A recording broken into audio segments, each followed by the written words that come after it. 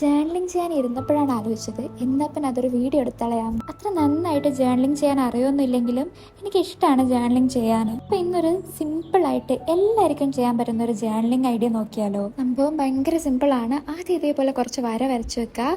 എന്നിട്ട് അതിൻ്റെ മേലെ സിമ്പിളായിട്ടുള്ള ഇതേപോലത്തെ ചെറിയ ചെറിയ പാറ്റേൺസ് വരച്ചു കൊടുത്ത് കുറച്ച് ലീഫ് സെറ്റ് ചെയ്യുക. ആദ്യമേ വരച്ച് കൊളാക്കുമെന്ന് വിചാരിച്ചിട്ടാണ് പെൻസിൽ വെച്ച് ചെയ്യുന്നത്.